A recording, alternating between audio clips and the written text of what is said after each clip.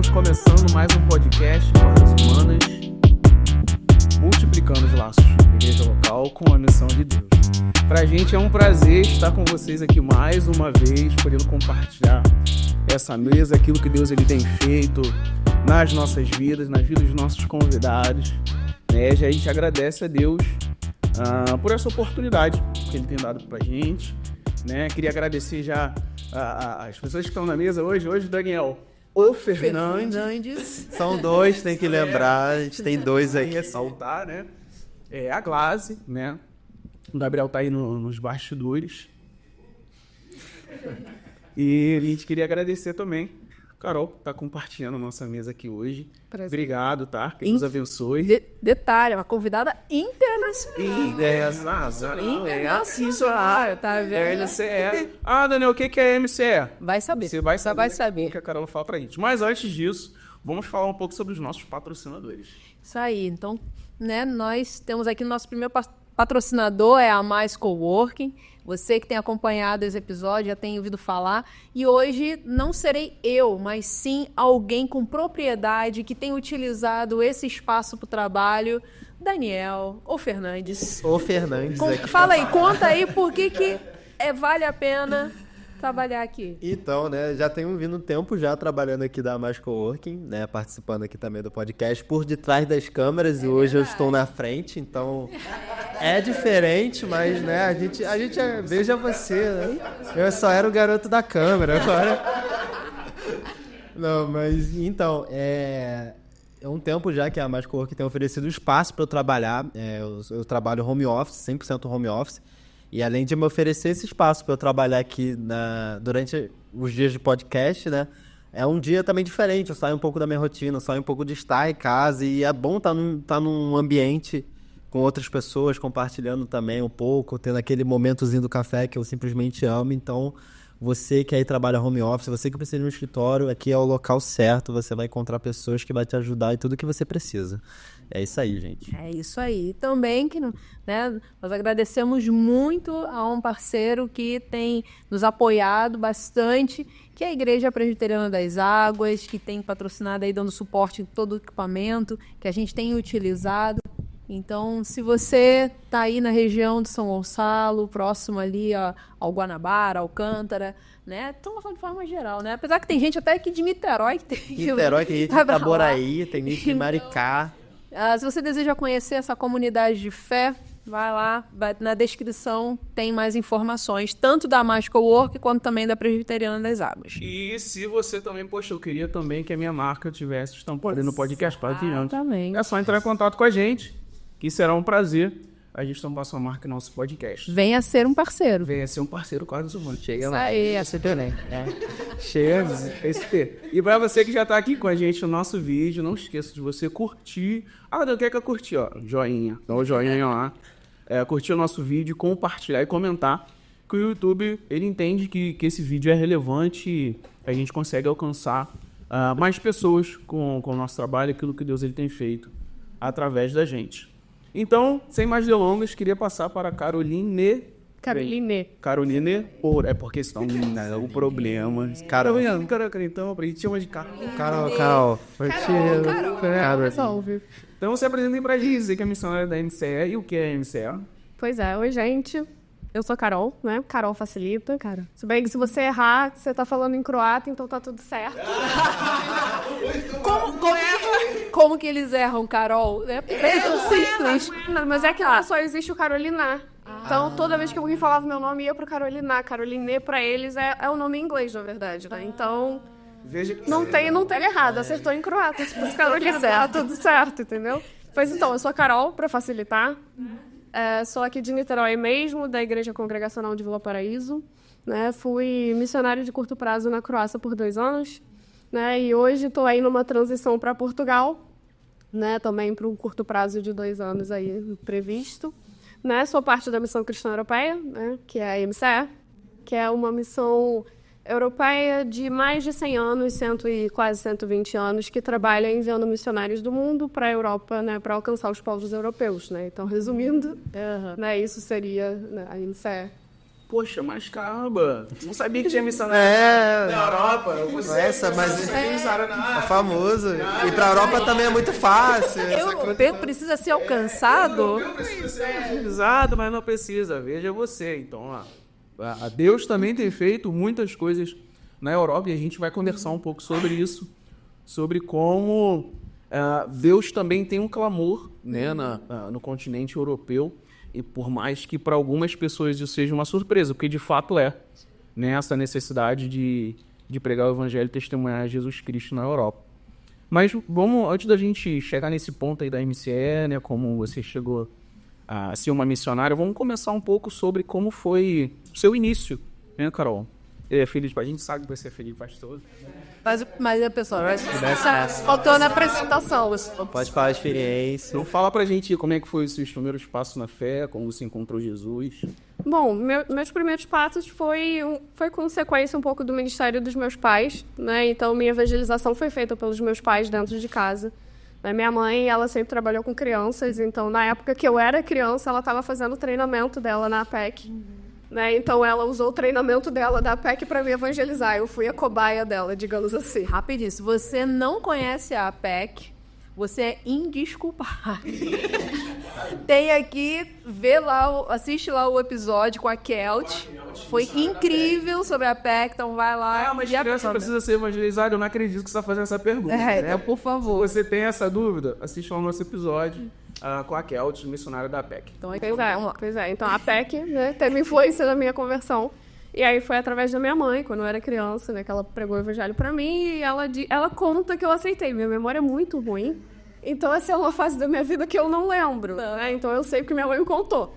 Né? E aí, depois ela conta também que indo na igreja, na época a gente era da Igreja Congregacional do Baldeador, né? Indo na igreja, o pastor da igreja na época pregou também sobre a pregação do evangelho e convidou as pessoas que queriam aceitar Jesus à frente. E aí minha mãe fala que eu levantei a mão e fui, né? Querendo ir à frente. Também não lembro de nada disso, gente. Gente, eu lembro de todas as vezes que minha mãe fala quando eu era criança, eu ia sempre. Qualquer coisinha assim, eu tava lá na frente. Eu quero... Gente, eu ouvi aquilo, eu quero isso, eu quero mais... Eu lembro de quando eu ia, não, gente. Que bom que você não é desmemoriado, porque eu sou. Eu não lembro de nada. Mas tá aqui. Pois é, tá o testemunho da minha mãe sobre a minha conversão, né? E aí depois eu cresci, né, dentro da igreja, no ambiente. Meu pai, nesse período da minha infância, também fez seminário, né?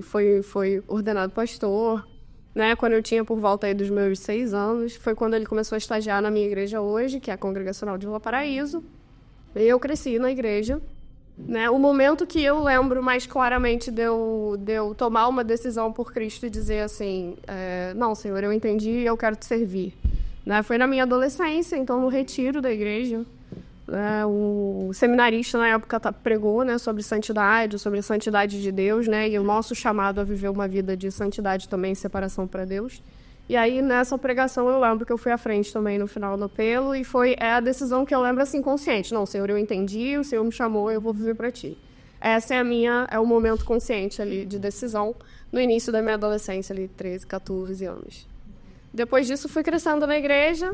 Tem a pressãozinha de ser filha de pastor, que é o que você falou, né? Ela existe, ela acontece. Mas eu nunca tive muito essa pressão dentro de casa, né? Meus pais sempre foram muito tranquilos com isso. Nunca senti uma cobrança de perfeição da parte deles, do meu pai e da minha mãe, não sentia. Mas eu sempre me cobrei muito isso. Acho que eu tinha consciência, né, desde nova, de que realmente era família de pastor e que tinha uma expectativa das pessoas, né, em cima da gente, de uma espécie de perfeição. Né, que a família do pastor não tem problema, a família do pastor é perfeita. Nada nunca dá errado. Entendeu? Uma aura especial. É um poder diferenciado. Tem gente acho que ela tá ali no Ministério de Louvor, no Ministério Infantil, tá nas coisas ali tudo ao mesmo tempo. Diferente. É função diferente, tem dessas coisas. Então, por um tempo eu me cobrei bastante, assim, eu me cobrava mesmo meus pais não cobrando. Né? Dentro da igreja tem um pouco de cobrança, não é de todos, mas em alguns existe essa cobrança, né, de perfeição. Mas eu acho que eu quebrei um pouco disso quando eu fui conhecendo o Evangelho e entendendo que a aceitação, independente das pessoas cobrarem ou não, né, a aceitação do próprio Deus, ela não depende da nossa performance. né? E que a salvação é pela graça, né? Então, quanto mais eu fui entendendo isso, mais eu fui me libertando de uma cobrança que era muito mais minha do que externa, né? De perfeição, né? E realmente descansar na graça de Deus e entender que não interessa o que eu faça, nunca vai ser bom o suficiente. E aí eu posso realmente descansar e confiar que é Deus que me salva, é Deus que me justifica, né? Não é minha performance, não são as minhas ações. Né? Então, acho que meu processo de conversão e caminhada ali, início da vida cristã, foi um pouco esse. De chegar e... É legal, assim, você, testemunho, né? A gente tem falado que essa mesa é um meio de testemunho, porque tem muitas pessoas que se identificam, né, com a história, né, com as experiências, né? Você falou sobre essa questão de cobrança, né, e tudo mais, e naturalmente, né, quando a gente entende a graça, essa cobrança, ela já surge no nosso coração. Né, porque deixa de ser uma cobrança externa, né? Tem algumas pessoas que sentem mais essa cobrança com seus filhos de pastor, também sou filho de pastor, né? Mas é bom quando isso parte da gente, o compromisso que a gente tem com Deus, né? A gente entende como Deus ele tem revelado coisas maravilhosas pra gente e a gente não consegue ficar inerte a isso, né? E até mesmo por causa da religiosidade, né, nossa igreja, por mais que a gente creia, né, que a salvação é pela graça, mas existe aquele peso que não, eu preciso merecer a bênção do Senhor. Né? E tem aquela coisa dessa busca, né, por esse favor e tudo mais. Então é muito bom lembrar, né, e lembrar realmente não, é pela graça, exatamente o que você falou, né? Mesmo que eu faça, nem tudo que eu vou fazer, na verdade, nada que eu venha a fazer realmente vai trazer esse favor. É somente pela graça mesmo do Senhor. Sim, eu falo muito isso, porque a gente fala às vezes na igreja que a gente tem possibilidade de dois extremos, né? O pessoal que vai para a religiosidade e o pessoal que vai para o lado da liberalidade. A minha tendência sempre foi para o lado da religiosidade, de fazer as coisas certinho e etc. E quando eu não fazia, eu me cobrava muito. Então, eu sou essa pessoa que se cobra quando erra. Sim. Então, entender a graça de Deus como realmente é um favor que não é merecido, para mim foi muito importante para eu sair desse lugar de religiosidade e de uma cobrança que é irreal e que você não tem como alcançar nem merecer. Exato. E também, não sei, para mim também, entender isso também causa um pouco de dor, porque você diz, cara, eu não sou capaz, eu não consigo. Sim. O que eu faço, né? O desespero. E aí vem essa questão de você entender que é pela graça, você não merece. E Deus te ama mesmo assim. E aí, pra quem... Eu me identifico muito nessa questão de me cobrar. Eu sou uma pessoa que me cobra muito até hoje. Tem questões minhas que eu me cobro. Então, quando você chega no momento que você se cobra tanto, você vê que não é capaz, bate um pouco aquela questão de, tipo... Cara, não dá, né? E aí... E aí Deus vem daquela maneira dele e trata, não dá, mas eu tô aqui, eu te amo, e você entende, né? Que não é realmente pelo seu esforço. E o seu valor não tá exatamente naquilo que você faz, né? O que você consegue fazer. E é o que desperta a gratidão, né? Exatamente. Aí, o contentamento e a gratidão. Me rendo. Né? A gente sempre apanhou no chat especial, né? Sempre. Vote. Assim, moça, você... Manoel já, Tati. Interessante, não, eu vou e fazer pra Deus e pô, mas o cara, olhando pra Deus, a gente sempre vai estar no chat especial, pô, mas se você olhar pra mim, não.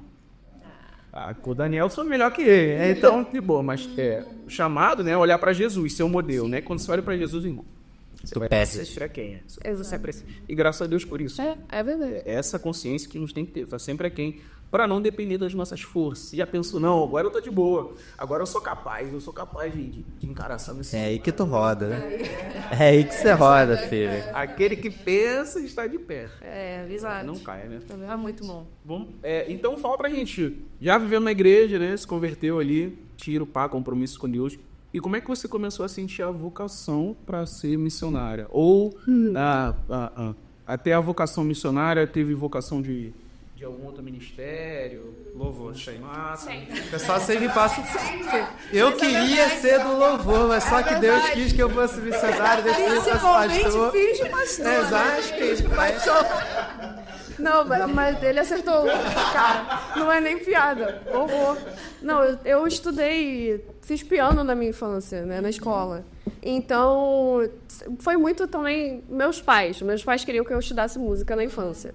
Né? Então eles me colocaram. É uma ideia muito boa, faça com seus filhos. Enfim.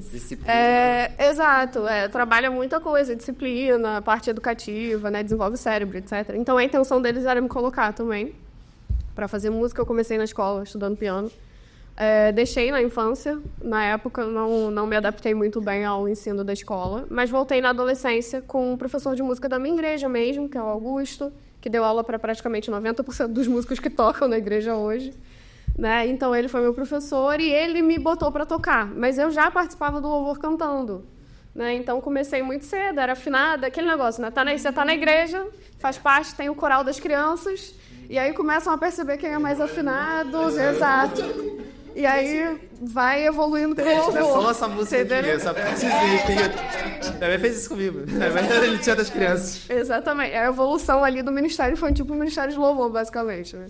E aí comecei no louvor, depois comecei tocando. Então foi uma parte que eu sempre trabalhei dentro da minha igreja, a área da música. Né? Ministrar vem depois com o tempo. Né? Parece que são estágios que você vai evoluindo dentro do louvor. Né? Vai vindo com o tempo. Além disso, na igreja eu sempre atuei também, fui muito ativa dentro de adolescentes, jovens, né, na estrutura congregacional aí de associação, de confederação, sempre participei também. Então essas foram as minhas áreas assim, centrais de atuação dentro da minha igreja. Mais para a juventude, aí, quando já comecei a estudar um pouquinho mais, apoiei também na parte de treinamento de liderança e etc., mas o meu foco sempre foi mais música e jovem. Música e juventude numa parte da minha vida e vivência dentro da igreja. Né? E sempre foi o que mais me trouxe, eu diria, talvez prazer também de fazer. No mais, você apoia em tudo, né? Porque, assim, você está na igreja, você vai para projeção na época, vai ajudar com as crianças, você vai fazer o que tiver para fazer. É multiuso. Lugar, você vai estar Exato. Faltou alguém na escala, você vai. Já operei câmera, tipo, de tudo, literalmente, já fiz. Mas essas seriam as duas áreas que realmente eu atuei e que realmente eu me encontro melhor, assim, dentro delas. E nessa atuação, como é que surgiu esse desejo? Para missões? Foi a primeira politrofela no MCE ou você conheceu outra versão? Então, eu acho, a minha igreja sempre teve muito incentivo, né? E sempre teve portas muito abertas para as missões virem, para falarem dos desafios. A gente sempre teve muitos missionários parceiros na igreja, né? A igreja sempre apoiou. Então, a gente sempre foi bombardeado com a necessidade de missões, né? Como igreja local.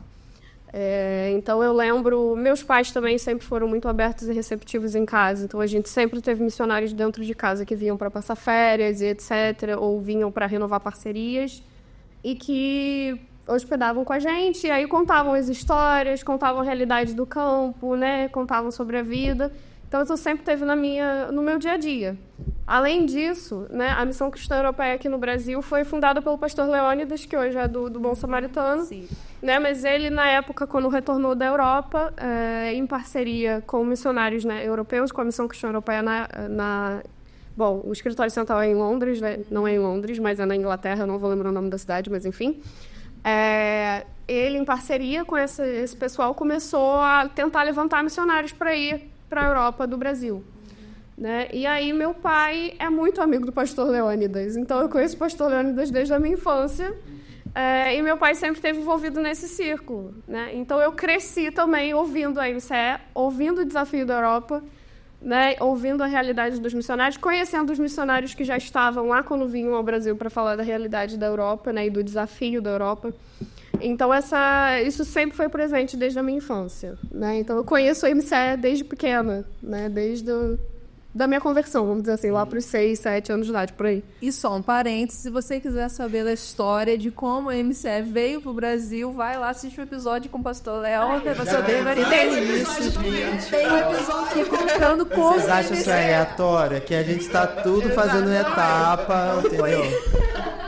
É uma série, você tem que assistir todas as temporadas. É o universo cinematográfico da Marvel. Né? Pode ter. Isso aí, fechei um parênteses, vamos lá, Carol. Então foi assim, eu me envolvi com a MCE mais efetivamente como voluntária.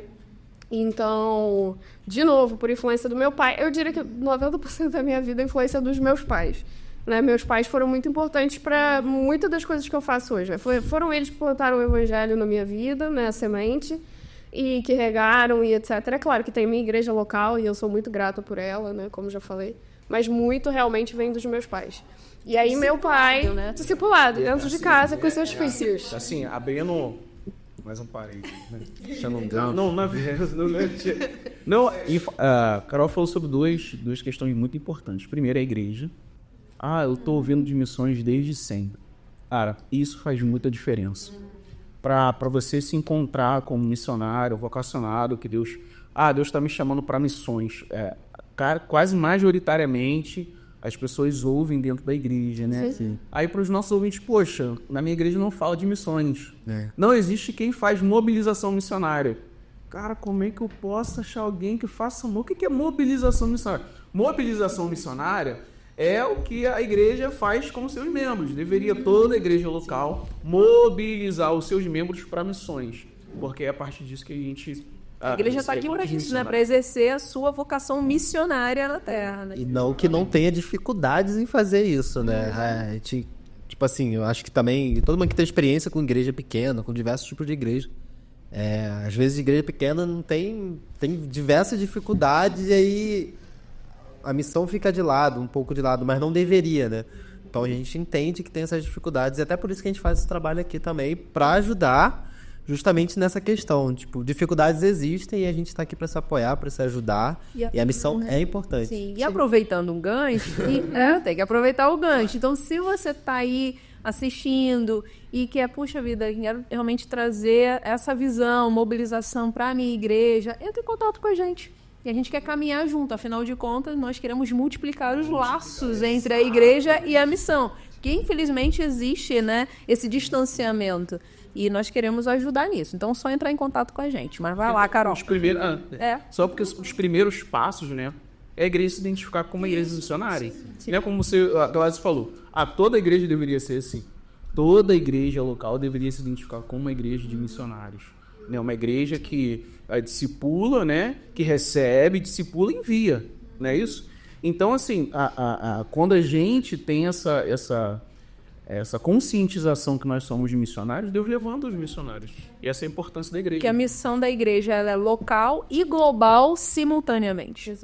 Né? É importante. E um outro ponto. Isso aqui. Apontei para você lembrar do segundo ponto. Um ponto muito importante para os irmãos aí. Uma questão que a Carol levantou também foi como ela foi mobilizada pelos próprios pais. Sim. Discipulada e mobilizada pelos próprios pais. Mas ela é filha de pastor. Mas uma coisa é uma coisa, outra coisa é outra coisa. Você conhece filho de pastor que não foi mobilizado. Vamos lá, todo mundo conhece algum filho. Então, provavelmente você conhece filho de pastor que não foi mobilizado em esse bloco. Não, então assim, também o chamado aos pais, né? Que às vezes vislumbram um futuro para os seus filhos. Não queria que meu filho fosse isso, fosse aquilo. A gente se esquece do que Deus ele quer. Então, qual é a vocação de Deus para os meus filhos? Então, fica aí uma orientação para os pais. Busca o Senhor, né, para saber qual é o futuro que Deus quer para o seu filho. Às vezes, o nosso anseio é que o nosso filho seja, sei lá, um médico, um advogado, e pode até ser para a glória de Deus, mas quem sabe Deus ele quer levar o seu filho, um médico sem fronteiras, para a Venezuela, não sei, para qualquer lugar do mundo, né? E a gente deixa de perder, a gente perde, na verdade, essa consciência de missão, né? Que a nossa família também às vezes de missionários. Às vezes o desejo do pai é que o filho faça uma faculdade e chega lá contra o quê? A CRU?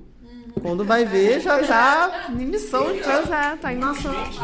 Tem muita coisa. Você não está entendendo as referências. Tem muita coisa. Tem que assistir. Muitos. Mas é muito bom, Carol, porque pelo que eu tô entendendo, assim, do que você tá falando, foi muito natural da sua vida, você, tipo, isso aqui faz sentido, né? Não precisou de algo, tipo assim, claro, foi movido, Deus moveu no seu coração, a sua família, a igreja, né? No seu redor, mas não foi aquela coisa, tipo, no momento, eu tenho que fazer missões do nada, assim, a céu abriu, Deus me mostrou a Croácia, Me mostrou uma bandeira. Deus me mostrou a bandeira da Croácia, é pra lá que eu tenho que ir. Não, mas e Deus age também dessa forma. Através da igreja, né? Que é um dos propósitos. Pois é o que vocês estavam falando. Se a igreja estiver fazendo seu papel, vão surgir pessoas vocacionadas dentro da própria igreja, naturalmente. E esse é o meu caso. Eu realmente não tive um momento, sabe, maravilhoso de um chamado muito claro. Realmente foi durante a vida, Deus foi conduzindo, né, as coisas. Né? Então comecei, eu já nem lembro onde estava, gente, eu me perdi um pouco. A gente ia começar a falar sobre o chamamento. É verdade, era isso, aí que eu tava. Então eu comecei com a MCE na parte de voluntariado, então eu comecei a ser voluntária da missão, né? Fui estudar inglês por causa do meu pai, agora eu lembrei onde eu tava. E aí ele que me botou para estudar língua, porque eu tive uma primeira experiência traumática, então eu em uma escola de línguas que era ruim, eu não vou falar o nome para não queimar nenhuma, mas que não era boa, e aí eu peguei um certo trauma da língua, mas depois ele insistindo, fui estudar de novo, né? Aí quando eu terminei de estudar o inglês, fiquei 6 anos estudando, fui ser voluntária da missão, traduzindo. Eles precisavam de alguém para traduzir na época, e aí a primeira grande tarefa que eu tive foi traduzir uma conferência, né? Uma mini viagem missionária da MCE na Croácia, né? Mas a história com a Croácia veio um pouquinho antes, né? Não foi, de novo, foi fruto da minha igreja, né? Então a minha igreja era parceira da Carla, que é uma missionária congregacional também na Croácia, né? A Carla hoje está há 12 anos, na época era bem menos, né? Então ela foi num projeto igual ao meu, ficou por 2 anos na Croácia e retornou para rever as parcerias dela e voltar para a Croácia. E nesse período ela ficou na minha casa, né? Por cerca de 1 mês. E também a igreja, na época, era parceira dela, né? Então, foi através da vida da Carla, na verdade, que eu ouvi a realidade da Croácia. Porque até dentro da MCE, nessa época, o leste europeu não era muito citado, né? Então, você tinha muito ativo as missões na parte oeste da Europa, mas a parte leste era um pouco não muito falada nesse momento. Até hoje. É um pouco negligenciada, um pouco esse lado leste ali da Europa. Né? Então, tinha um projeto específico, nessa época ativo, para enviar pessoas para a Croácia, Sérvia, aquela região, antiga Iugoslávia ali. Sim. Então, foi assim que eu ouvi o desafio. Né? A Carla ficou 1 mês, a gente dividiu no quarto. Então, foi 1 mês ouvindo a experiência dela, ouvindo as histórias, ouvindo os desafios. Foi 1 mês Deus trabalhando no coração e botando um desejo ali de querer ir para a Croácia. Teve outros jovens da igreja nessa época que ouviram quando a Carla esteve lá na igreja compartilhando também e ficaram com esse sentimento de, poxa, queria ir pelo menos para ver como é, para conhecer, para estar lá. Né? Então, ela realmente conseguiu compartilhar de um modo que despertasse, né, esse interesse no pessoal. Mas aí o meu realmente se concretizou, né? E depois de estudar o inglês, em 2016, eu pude ir para a Croácia para traduzir, né, para a equipe. Só um detalhe, eu tentei recrutar a Carol para ir pro navio. Tentou. Isso é uma história meio deporia, né? Carol foi voluntária, né, no navio, quando ele esteve aqui em 2019, no Rio, né? Conta aí, pessoal, como é que foi? Cara, foi muito bom. A experiência, assim, de voluntariado no navio é maravilhosa. E aí, só que chega no final, tem todo um momento ali do pessoal de fazer uma apresentação e realmente chamar o pessoal para ser voluntário por um período maior, né? Ficar embarcado e etc. E aí, assim, foi um momento da minha caminhada que eu fiquei assim, nossa, eu gostaria tanto de fazer isso. Mas Deus estava assim, não é isso. E aí foi um momento que eu fiquei dividida mesmo. Eu lembro de Glaze vindo falar comigo e conversando e tal, e perguntando, você tá dividida, não tá? Eu tô. E era real. Mas foi uma experiência, assim, muito boa mesmo, trabalhar no navio. Foi cansativo, porque era uma multidão de gente. De janeiro foi uma loucura. Foi uma loucura, cara. Era uma fila inacabável de gente para entrar no navio. E eu fiquei no café. Então, assim, a gente atendia gente pra caramba, era criança de tudo quanto é lado, o pessoal da rede municipal de ensino do Rio vinha a turma inteira para poder entrar no navio, ver a biblioteca, ir no café. Então, assim, a gente atendeu muita gente. E os brasileiros estavam ali meio que como um meio de campo para os estrangeiros do café, né? Então, tinha hora que a gente tinha que chegar para traduzir atendimento e etc. Cara, foi uma experiência muito legal, muito legal. Muito boa mesmo. E, assim, vocês falaram sobre a questão das necessidades do leste europeu. E qual seria mais assim, tipo assim, a situação de lá agora? Como é que é a situação? Qual é a necessidade lá? Como é que tá a questão da fé deles? A Europa como um todo, né, tem os países que um dia foram protestantes, eles estão em declínio do evangelho hoje, né? Mas o leste europeu, você tem países que, na verdade, o evangelho nunca chegou de maneira expressiva, né? Pelo menos a igreja protestante. O que chegou de maneira expressiva foi a igreja católica. E teve, na verdade, uma briga ali entre a igreja do Oriente e do Ocidente em algum momento da história, né? Mas a igreja protestante nunca conseguiu ter força, porque a Contra-Reforma, ela meio que conseguiu praticamente deixar a igreja inexistente nesses lugares, né? Então, nos países que são católicos ali, que é o caso da Croácia, a Croácia católica romana, a igreja protestante mais antiga, ela tem a mesma idade da igreja protestante mais antiga do Brasil, mais ou menos. Então... E o que potencializou, né, esse declínio do cristianismo no leste europeu foi o comunismo. Exato. Quando o comunismo chegou, lembra o Muro de Berlim, o Muro de né, Berlim, separou ali a Europa. Então, exatamente, o leste europeu ficou na parte comunista. Então, houve uma perseguição muito grande em relação à igreja. Foram pouquíssimos que se mantiveram firmes.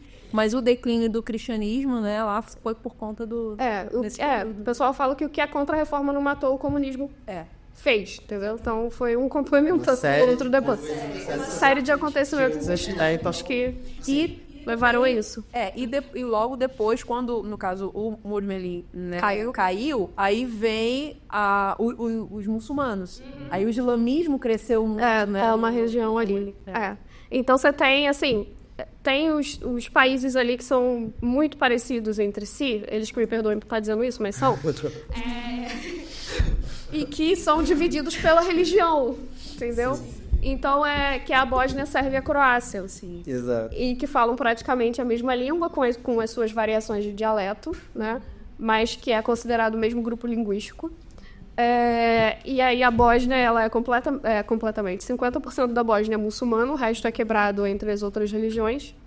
Né? A Sérvia é ortodoxa, já não sei nem quantos por cento, mas deve estar na casa dos 60%, 70%. E a Croácia é 86% católica, né? Da população se declara católica. Mas é uma relação politicamente sensível ainda lá, né? Sim, desde 95, se eu não me engano, né? Que não houve a guerra. Então ainda é uma relação muito sensível entre os três. Né? Porque, assim, quando a gente fala da Europa, né?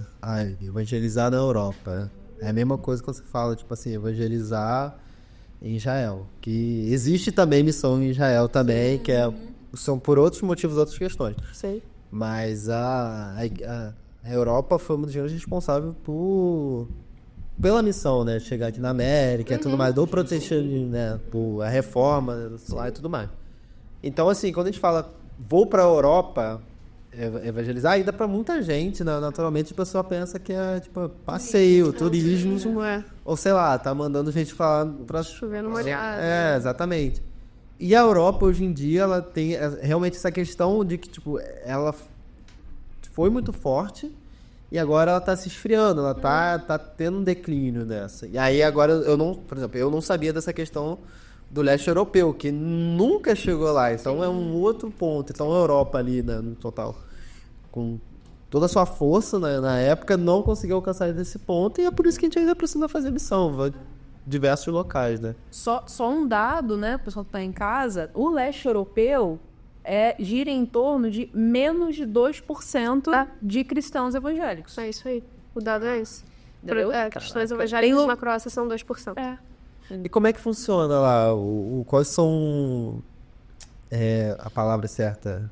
Não os métodos, mas... Parte evangelística? Quais são os meios, assim, quais são os recursos que você tem, o que funciona mais lá, que é diferente de lugar para lugar. Assim, o que funciona em qualquer lugar, né, que é o que chama hoje de discipulado evangelístico. Né? Então, isso é o que mais tem funcionado, que é você realmente desenvolver o relacionamento com a pessoa e aí pregar o evangelho através do relacionamento. Né? Então, esse é o principal meio, porque o europeu, primeiro que você tem o tempo de desenvolver confiança com a pessoa para ela te ouvir, em primeiro lugar. Né? E também tem uma questão de uma desconstrução cultural que você tem que fazer. Porque, como eu falei, a questão da religião ali nesses três países é parte da identidade deles. Não é como... assim, o brasileiro tem muito menos essa questão da religião como parte da sua identidade. Isso é bem pouco visível na nossa cultura. Então, por exemplo, eu estudei em colégio católico na minha infância. E meus amigos todos eram católicos, mas eles não faziam ideia do que era a igreja católica, a maioria deles. Entende? Eu acho que eles atendiam a missa, mas a maioria não entendia o que estava acontecendo na missa. Lá, eles não têm tanta noção, mas isso é parte da identidade cultural. Tipo, eles tiveram guerras por causa de religião. Então, é um nível que a religião está muito mais inserida na cultura e na identidade do que pra gente. Se eu sou croata, eu sou católica. Exato. A frase é, se eu sou sérvio, eu sou ortodoxo, né? Se eu sou bósnio, eu sou muçulmana. É isso. A gente percebe um pouco essa questão da identidade na reforma também. Né? Que quando dá essa virada de chave, as pessoas que nasciam já nasciam protestantes. Sim, exato. Mas eu não sei o que é reforma e contra-reforma. Gente, veio o episódio... Volte das casas. Tem um episódio específico, o Sérgio que tá agora falando sobre a reforma. Tem aqui a reverenda Thaísa também, canal falando também sobre a reforma. Então, se você não sabe o que é... Gente, isso não dá. Infelizmente, não dá. Mas voltando aqui, depois do merchan, né? Voltando aqui. É interessante isso que o Dani falou sobre essa questão dos meios, né? Das estratégias de evangelização. Porque você ficou 2 anos lá, né? Foi isso. E como é que foi pra você? Porque provavelmente já tem, você falou, tinha um Sana de 12 anos, né? E como é que foi a sua atuação desse suporte a esses missionários lá? Então, é o que você falou. Minha atuação em 2 anos é muito mais de suporte a uma equipe que já tá lá do que de um trabalho sozinho, né? Que é o que o Brasil tem ideia de quando você fala que o missionário foi para um campo, você dá a ideia de que o cara foi abrir uma igreja e aí tá indo na rua evangelizando e tudo sozinho. 24 horas praticamente.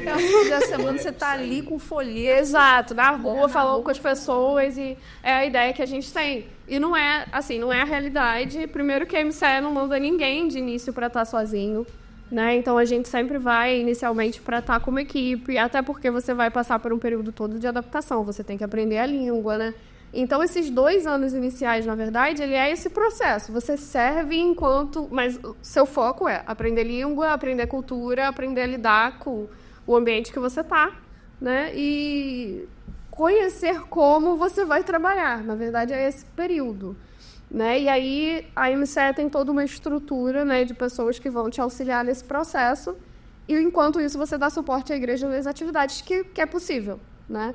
Então, como eu falava inglês, isso me permitiu ter alguma atuação para além de observar mais, né? Então eu pude atuar com jovens, né, que era algo que eu já fazia aqui, e pude atuar na área da música também, enquanto eu aprendi a língua, aprendi a cultura e etc. Música, linguagem universal. É universal. Eu ia chegar nessa pergunta, porque é aquela coisa. Música universal. No começo você atuou, né, muito, você falou, foi muito forte na questão de jovens, né, e na questão de música. E eu ia perguntar se isso influenciou de alguma forma dentro da missão. E certamente influencia, então... Não foi à toa. Na verdade, eu vou falar, gente, qualquer ministério que você já tenha atuado na sua igreja vai ser uma ferramenta, vai ser uma experiência extremamente útil no campo. Exato. Tudo é preparo do Senhor. Toda a nossa vida, na verdade, é um preparo. Não é só o seminário, não é só o centro de treinamento, não. Toda a nossa história é Deus preparando a gente para a sua missão. Perfeito. E às vezes, Chorão, dá uma elucidada aqui pra gente, né? Porque às vezes a perseguição que algumas pessoas têm, que todo campo missionário ele é muito hostil. Então, o que diz respeito vão passar, ver um missionário passando na rua, protestantes vão tacar pedra, sim, né? Ou vão querer matar. E como é que é esse ambiente lá no leste europeu, na Croácia, especificamente, onde você está? Assim, tem alguma hostilidade, mas é mais nas ideias do que física. Né? Então é difícil você passar por alguma hostilidade no âmbito físico. Alguém te agredir, alguém jogar alguma coisa em você. Né? Mas as pessoas rejeitam de maneira muito clara, às vezes. Né? E aí você pode, sim, sofrer discriminação, isso acontece. Né? Até porque eu pareço brasileira, né? O que para eles é o biotipo do brasileiro, sou eu. Né? Então, talvez se for um brasileiro que pareça europeu, sofra um pouco menos de hostilidade pela diferença física. né? Mas no meu caso, não, né? Então eu fui confundida com ciganos, e os ciganos não são muito bem vistos na cultura lá, né? Teve uma vez que eu percebi que eu fui maltratada porque eu tava falando croata e tava um croata assim, ok, o sotaque não dava para perceber que era estrangeiro, então acharam que eu era de lá e acharam que eu era cigana por causa da cor da pele, né? Então o tratamento foi meio ruim, realmente, né? Então isso acontece, isso existe lá. Mas lá existe muito mais uma questão de quando você se identifica como um protestante, né, ou como um evangélico, eles te veem como uma seita. Então, como a gente, por exemplo, vê os testemunhos de Jeová, né? Então, para eles é a mesma coisa, praticamente. Então, existe uma hostilidade, existem pessoas que vão preferir não conviver, né? Existe um tratamento, às vezes, diferente, né? Eu senti isso mais forte uma vez só, que foi com a minha própria professora de línguas. Eu percebi em algum momento que ela me tratava de um jeito um pouco diferente, porque ela perguntou: o que é que você está fazendo aqui? Uma brasileira, né? Foi fazer o quê na Croácia? Isso era uma pergunta muito comum. Aí eu falei: não, eu vim aqui como voluntária numa igreja, né? Eu sou uma missionária. Aí ela: é missionária? E ela, católica romana, é claro, já é uma senhora de idade. E qual igreja? Aí eu falei: a Igreja Batista da cidade. Aí ela: tá bom. E aí... Colocando um chicote assim do lado da cara. Acabou a conversa sobre esse assunto. Vamos voltar aqui pra aula. Pois é. Ela estava corrigindo a sua prova? Ah, tá, pera. Não, isso aí nunca deu pra ela fazer. Ela sempre foi ética vermelha, mas ela produzia tanta vermelha. Ética ela sempre foi, mas eu percebi em alguns momentos que realmente tinha um tratamento meio... por conta da questão da diferença das igrejas. E é interessante que você falou, né? Que a questão... Tinha que ser, cara. Tranquila, porque isso já aconteceu comigo. Cara, se você não me viu derrubando, eu sou a rainha, não lembro qual foi o episódio, mas teve um episódio que eu derrubei a cara. Já que a gente vai fazer, qual foi, Cresce? É mulher. Eu sou a rainha, Mas é um mas episódio só comenta dela. aí, diga aí nos comentários, qual foi o episódio que eu derrubei a água? Ela vai fazer aquele episódio especial, né? Pra ela Hoje o marketing tá ligado. Várias referências. Mas o que eu tava lembrando aqui é que você falou sobre a estratégia, né? Ser seu relacionamento. E é muito interessante porque qual é a diferença, né? De você construir um relacionamento, cultura sendo brasileiro, né? Entre brasileiros e com europeus. Brasileiro tem uma dificuldade, tipo, você tô na fila, eu encontrei numa festa, rapidinho a gente já se conecta, troca o número, e aí, vamos marcar um... Aí a gente fala que vai marcar, não vai marcar, né? Depende. É outra coisa. Mas é fácil, né, ter desenvolver um relacionamento assim, né? Muito, muito fácil. No caso, na Europa, isso de uma forma geral, né? Praticamente uma característica dos europeus, claro que em algumas culturas isso pode variar, né? Intensidade, vamos dizer assim. Sim. Mas o relacionamento, de fato, é construído.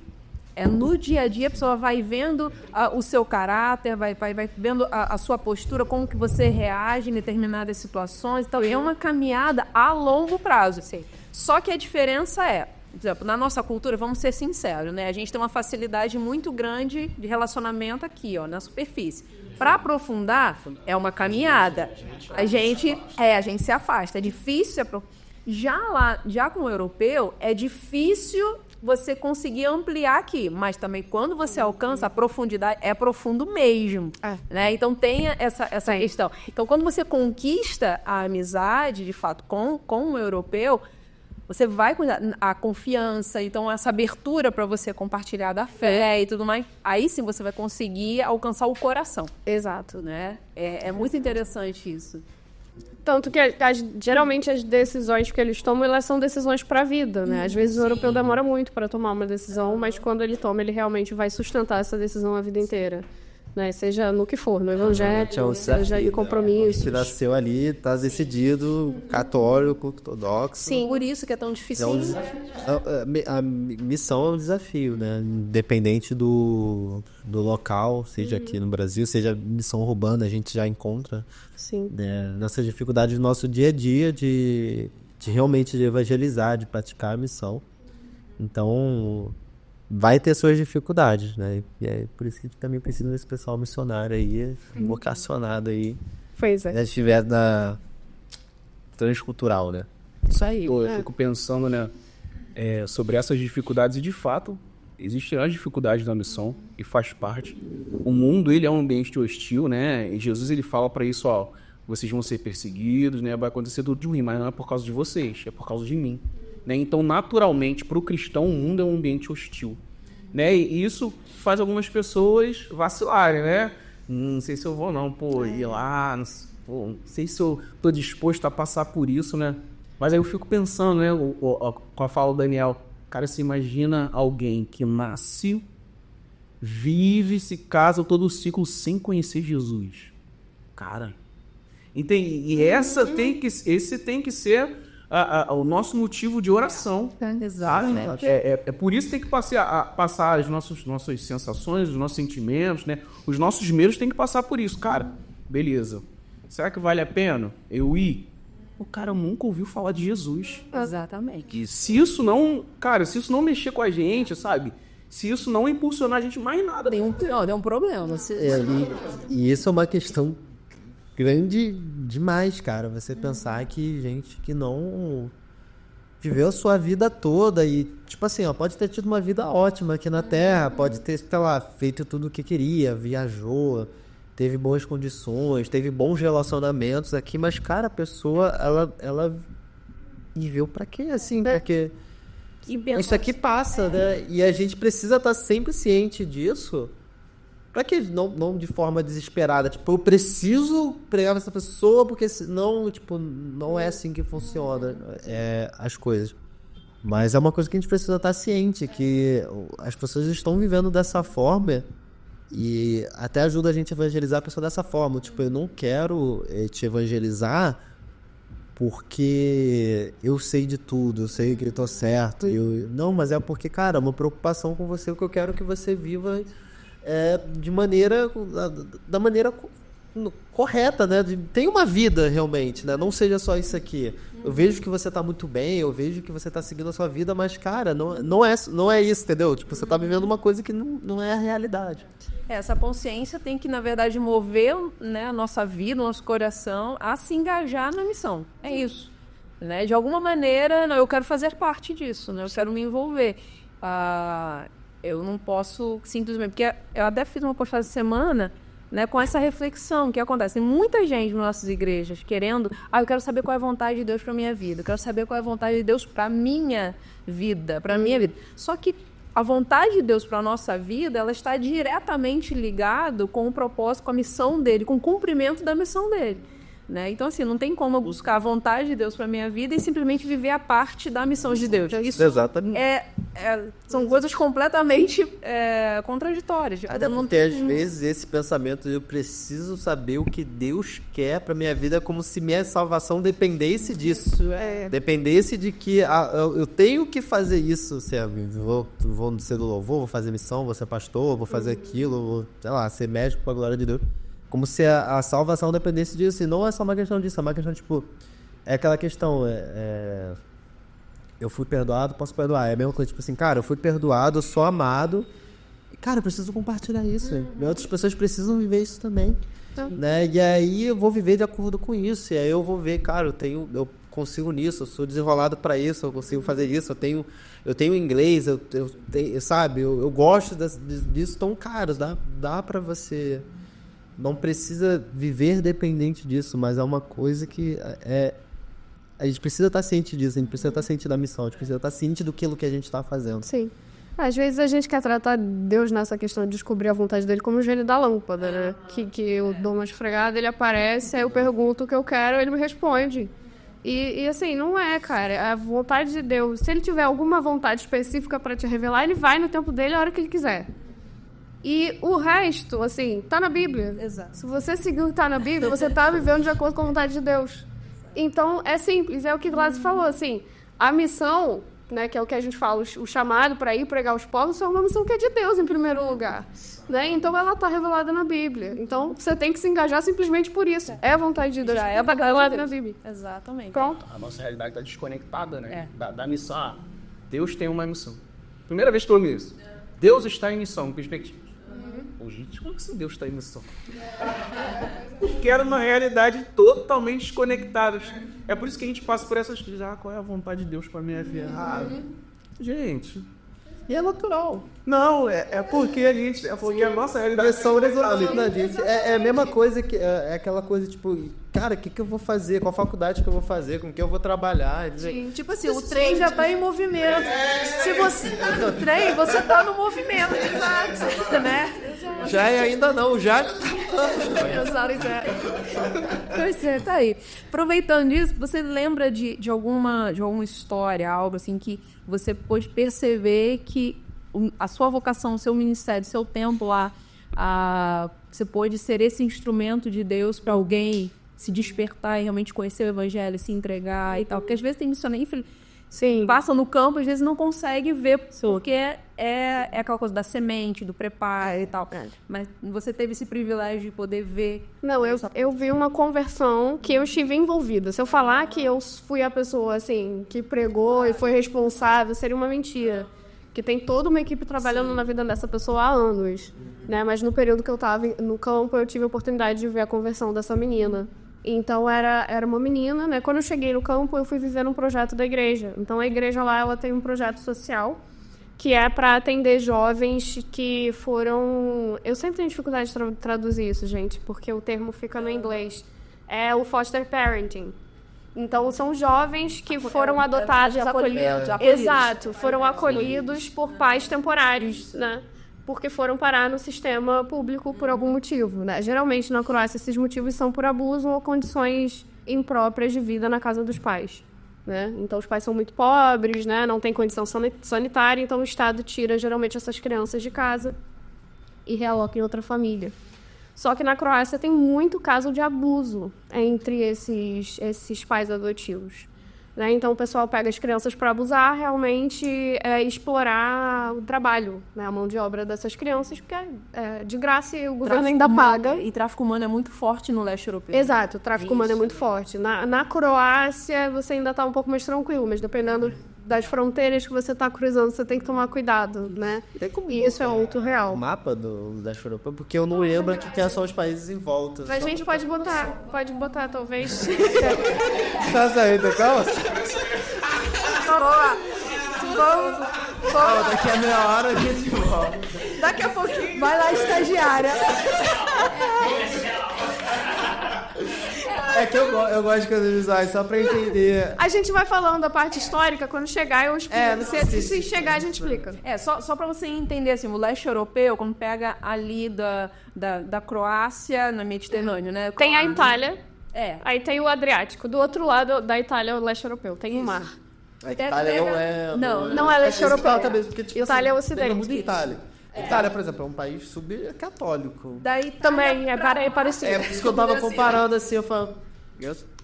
Mas o leste europeu começa dessa divisão, da Adriático pra lá. Romênia, Albânia, Geórgia. Show. Só pra me situar, gente. Você é norte pra essa aqui é pra esse... Eu sei da Rússia. Ela é baixo. Ucrânia, você pra baixo. Polônia, né? Montenegro. Isso. Então, são todos esses países ali, né? Que vão variar em língua eslava, mistura com latim e por aí vai. Né, vai variando.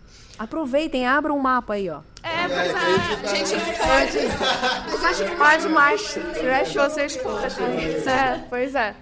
Então, teve essa menina, né, que fazia parte desse projeto. Né? Então, ela foi para essa casa de acolhimento. O caso dela não era de abuso nem realocação por adoção.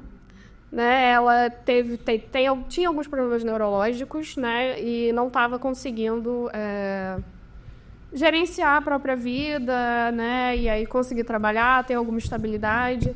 E a realidade da Europa é que hoje, como jovem, né? Se você não tiver um emprego muito bom, você não vive sozinho. Né? É uma realidade bem parecida com o Rio de Janeiro e São Paulo, talvez aqui no Brasil. Você não consegue pagar suas contas, é isso. Você não consegue pagar um aluguel, que é muito caro. Então, o que esse projeto fazia era trazer esses jovens, né, a partir dos 18 anos, para dentro da... Tá. Eu não sou muito boa com tecnologias ainda não, gente. Tranquilo.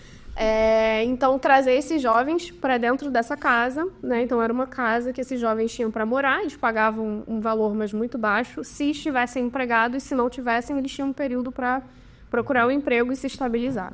Né? Então, a intenção do projeto era que esses jovens aprendessem a viver, porque como muitos eram explorados onde eles deveriam ter aprendido a viver, né? Eles não sabiam cuidar de uma casa, não sabiam cozinhar, né? Não têm noção nenhuma de higiene pessoal, não têm noção de educação financeira, alguns não chegam a concluir a escola, né? Não finalizam até o Enem deles, digamos assim, né? Para concluir. Então, a ideia é que esses jovens tenham um período para reestruturar a vida deles, né? E nesse período para reestruturar a vida, a gente aproveita para falar do evangelho, né? Então, junta as duas questões, né? Então, você ensina o cara a viver, mas também ensina, né, o propósito da vida dessa pessoa. Então, essa menina, ela foi, né, uma jovem, chamar de menina é eufemismo, né? Ela tem uns 25 anos. E ela foi por isso, né? Porque essa doença neurológica dela afetava a vida a ponto dela não conseguir se estruturar. Né? E eu convivi com ela por 6 meses, né? A doença neurológica dela faz com que ela tenha convulsões longuíssimas. Então, teve uma vez que estava só eu e ela convulsionava por 50 minutos. E é longo mesmo. Não é uma convulsão, assim, real, dentro do cérebro. Né? É como ela parece uma convulsão, mas cerebralmente ela não tem corrente elétrica passando, né? Porque a convulsão seria mais ou menos isso. Né? No dela não tem, ela só entra nesse estado como se fosse como se fosse uma epilepsia, mas não é uma epilepsia cerebralmente. E fica com a respiração controlada e os espasmos, né, da epilepsia, né? Então parece muito, mas é muito longo, porque uma convulsão longa desse jeito, sendo epilepsia, a pessoa morreria, né? No caso dela, não. Então, não tinha um risco para a vida dela, mas afeta as funções motoras ao longo do tempo, ter essas convulsões constantes. Aí, ó, um mapinha do leste europeu. Tá faltando alguns países aí acesos, mas tudo bem. Que é praticamente a antiga Iugoslávia inteira, ela tá faltando aí. Tenta mostrar um outro. Onde os países... Pois é, aqui, Paris, Eslovénia, Croácia. Isso. Aqui a Itália, e todos esses países aí do lado também. Então, de frente para a Itália você tem a Croácia, acima da Croácia você tem a Eslovênia, para baixo, se não me engano, é a Sérvia. Não, para baixo é a Bósnia, para o lado é a Sérvia. E aí para baixo você já me quebrou um pouco, eu não vou lembrar o nome. Ali é a Grécia também. Tem a Grécia na ponta. Aí Bulgária, Romênia, Hungria, né, Eslováquia também são parte. É muito grande, é um território muito grande da Europa. Uma parte muito grande, realmente. Sim. Você vê que vai até lá acima ali perto do Azerbaijão. Ali, pois é. Sim. Praticamente até o Oriente. Né? Ali, já vai chegando ali no Oriente. Já. Chega no Oriente já. Então é uma parte muito grande da Europa que é, assim, meio que negligenciada, né? Não, aí você já pegou... Esse tá pegando a Europa inteira. Mas se você for olhar, essa aqui é o leste. Isso. Então, você exclui França, Alemanha e companhia ali... Pega da Itália... daqui pra cá. Exato. É isso. Isso é considerado o oeste da Europa, né? Que está ali em amarelo é a Europa do Sul, verde é o ocidental, né? O marronzinho claro ali, não sei que cor é essa. Oriente, é o leste europeu e o azul é a Escandinávia, né? O interessante é que a antiga Iugoslávia está como a Europa do Sul aí, mas... Mas é um leste europeu, Porque são países de maioria eslava, fala eslava. Tá ok. Assim, é verdade, ali tá como sul da... Tá como sul da Europa, mas assim, Eslovênia, Croácia, Macedônia, Sérvia, Montenegro, são países de fala eslava, foi desenvolvido, né, da língua eslava, as línguas hoje... misturado aí com... Uns misturam com latim, outros misturam com outras origens. Mas é uma curiosidade, né? Quando eu conheci os romenos, né, a bordo do navio, a Romênia tem muita palavra parecida com português. Tem. É incrível. Por causa do latim? Sim. Eles falam... tem muita palavra parecida, que é a mistura, a língua eslava com latim. Peraí, eu conheço essa palavra aí. Era muito interessante, né? Você imagina que vão falar completamente diferente, mas por causa do... Não, mas legal. O engraçado é que no croata tem algumas também, Tem, né? Porque, principalmente, alguns termos técnicos, a lógica vem do latim no croata também. Porque o alfabeto deles é o romano. Eles usam o alfabeto romano diferente da Sérvia, por exemplo, que usa o cirílico como a Rússia, a Ucrânia, etc. Então, eles usam o latim em algumas questões. Então, tinha termo técnico, tipo nome de médico, tipo otorrinolaringologista. Me fizeram essa pegadinha na Croácia. Ela existe na Croácia, gente. Logo que eu cheguei, viram os jovens pra mim e falaram assim, a gente vai falar palavras difíceis pra você tentar falar. Aí me soltam, otorrinolaringológia. Aí eu virei e falei, otorrinolaringológia. Aí eles ficaram olhando pra mim. Aí eu, gente, é a mesma palavra em português, só muda o final. Paralelepípedo. Exato. Existe a mesma piada e na Croácia também. Enfim. Então tem esses termos muito aleatórios. Quando eles falaram isso, não é possível, cara. Não é Do latim, possível. a palavra difícil é do latim. Isso também é lá. Exato. Mas qual realmente foi a palavra mais difícil em croata que você teve que aprender? Ai, eu não vou lembrar agora, é mais difícil. Pra mim, a mais difícil foi um nome. Meu Deus, o nome da menina era muito diferente. Mas ela sabia que os estrangeiros não conseguiam pronunciar o nome dela. Mas o nome... Carol, Pois é. Não, mas é porque o nome dela começa com uma letra croata e logo depois vem um L. Tipo, não tem vogal no meio. Então fica um som de J e um L logo depois. Então o nome dela é Jelka. Hoje eu consigo falar Jelka. Mas na época, eu tinha acabado de chegar, ela falava pra mim, eu ficava assim, oi?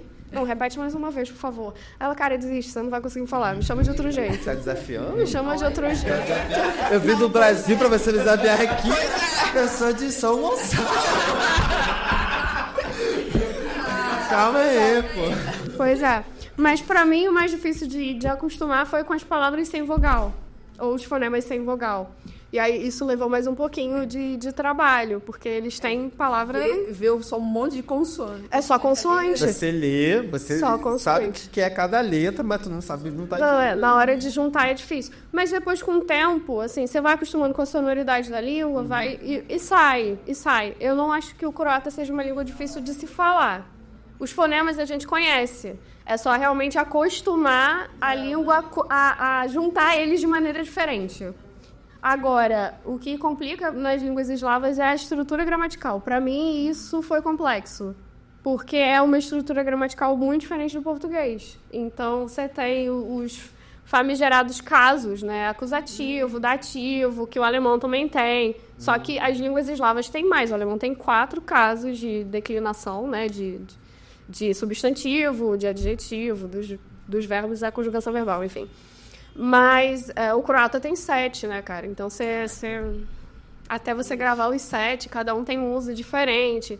É complicado. Eu não cheguei nessa fase de dominar todos, não. Mas eu já estava conseguindo comunicar, ok. Conseguindo se comunicar. A comunicação que é mais importante. Conseguindo se comunicar. Pois é. Não estava perfeito, mas tava ok. Então, vamos lá. Ensina pra gente...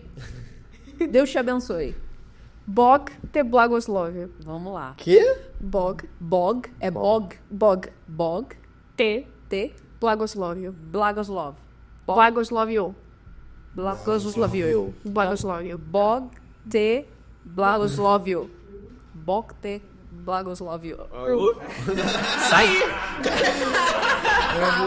Fugindo de falar. Fala aí, não. Tem que escrever. Do inglês você escreve. Bog é Deus. Bog é Deus. Então, bog. Bog. Deus, bog. Já tá bom, né? Deus. É o suficiente. É o suficiente. Deus é o suficiente. Não, episódios. Bog te. Bog te. Te, ó, Deus te. Ó, bog te. Bog te. Blagoslovio. Blagoslovio. Goste, Blagoslovio. Blagoslovio. Aí, ó. Blagoslovio. Bog te blagoslovio. Bog te. Bogte. Blagoslovio. Blagoslovio. Nossa. Blagoslovio. Bog te blagoslovio. Perfeito, Glass. Vou procurar. Já vai procurar. Já tem uma fase. E é isso aí, gente. Mobilize Croácia. Cordas romanas. Pois é. Aí, ó. Aí a Iugoslávia tá junto, tá mostrando o muro, né? Esse daí O antigo. o antigo, mas é a região. Mas é interessante pra entender, né? Que você falou no começo, né? Tinha essa divisão, né? Literalmente foi dividida. Sim. E aí causou tudo isso, né? A Europa que foi o berço aí. Pois é. E é interessante, você ver, né, a questão da história e o movimento da missão, né, de Deus e tudo mais. Quem conhece aí o Portas Abertas, né, irmão André, nesse período aí, ó, do Muro de Berlim, ele ia com um fusquinha, né, cheio de Bíblia, e atravessava exatamente essas fronteiras aí para levar a palavra de Deus para essa região aí. Esse é um episódio daquele de fronteira, né? Aqueles policiais pequena fronteira do Brasil. Pois É a mesma coisa, só que era com Bíblia. Só que era com Bíblia. E tem cada história incrível. Se você não conhece a história, lê lá o livro dele. Contrabandista de Deus. Muito sensacional. Imaginando aí. É muito bom. Muito legal. E como é que foi pra você, né? Você falou que você ficou 2 anos lá, né? E tem toda essa questão da adaptação cultural, choque cultural e tal. E dessa mudança de chave, né? De passar por essa fase de choque cultural até falar assim, cara, tô em casa, né? Já me adaptei e tal. Fala um pouquinho sobre isso. Pra mim, eu não sei, acho que essa questão de casa, pra mim, é muito mais relacionada às pessoas do que ao lugar. Talvez hoje eu consiga perceber mais isso. Sim. Então, conforme meus relacionamentos foram se desenvolvendo, parecia mais casa do que o Brasil, por exemplo, né? Então, foi muito assim. No início eu cheguei, eu tive bastante choque, né? Eu lembro que teve um dia que eu tava me sentindo... Cara, se sentir sozinho pro missionário é parte do processo. Então vai vir, você só não sabe quando. Então tem que estar preparado para lidar com isso. E eu lembro de um dia que eu tava orando e colocando diante de Deus assim, eu tô me sentindo sozinha e tal, que não sei o que, parece que ninguém tá cuidando de mim, e aí vem as crises, né? Poxa, se eu estivesse no meu país, teria alguém, etc. E aí Deus foi trazendo na minha cabeça coisas que o pessoal local tinha feito e que era a maneira deles de demonstrar cuidado, que é diferente do brasileiro. Sim. Né? Então, o brasileiro é muito mais do vamos estar junto, vamos marcar um cafezinho, Eles têm essa questão do cafezinho, né? Mas a gente tem muito isso quando percebe que o outro não está legal, né? O europeu é muito mais de deixar cada um no seu espaço, né? Para gerenciar, e aí quando a pessoa quer, ela chama, né? Então... Eu lembro que eu estava sentindo falta, né, desse toque brasileiro, às vezes, de um amigo puxar para uma conversa, etc. E aí Deus foi me lembrando, olha, esse dia que fulano fez tal coisa, esse é o jeito deles de demonstrar cuidado, né? Esse dia que você estava doente, levaram alguma coisa para você, para comer e tal, que eles têm esse costume, às vezes, isso é a maneira deles de demonstrar cuidado. Então, eles não vão estar fisicamente próximos, mas essas são as maneiras deles de demonstrar cuidado. Então, você está sendo cuidada. Né? Então, essas coisas foram me ensinando a olhar, talvez, a perspectiva deles. E como eles demonstram as coisas, como eles demonstram afeto, como eu perceberia deles que eu estou sendo aceita, que eu estou conseguindo entrar, né? que eu estou me aproximando. Né? E aí, conforme eu fui percebendo isso, eu fui me sentindo cada vez mais em casa. Né? Então, quando eu vim, eu achei interessante uma das meninas falando já no final... Por que a gente não se falava desde que você chegou? E ela não conseguia muito entender que a cultura dela mesmo tem um processo, né, de aproximação.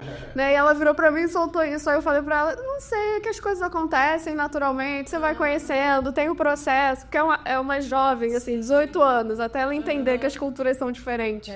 Que a gente não vai chegar em 2 segundos ali, vai começar a conversar e desenvolver uma amizade, né? Talvez demore. Então eu falei, é o processo, acontece, né? A gente vai conhecendo, vai tendo intimidade, vai desenvolvendo relacionamento. Mas eu achei interessante que ela mesma falou isso, né? Tipo, por quê? Por que a gente já não chegou logo se falando e etc e tal, né? Por conta da questão de o tempo junto tá acabando, né? Sim. Teve esse sentimento. E aí, pra mim, o que me fez perceber isso foi sentir, né? Esse retorno deles com o tempo. Dos mapas agora. Pois é, cara. Vários mapas. Várias possibilidades distintas de mapas. Tá no Londres aqui, ó. Não, esse tá legal. Esse aí tá legal, não tá maneiro. É exatamente cara, isso. Cara, muito perto realmente daí tá. É muito perto. Dá pra cruzar em algum ponto aí de balsa, se não me engano, de um lado pro outro, né?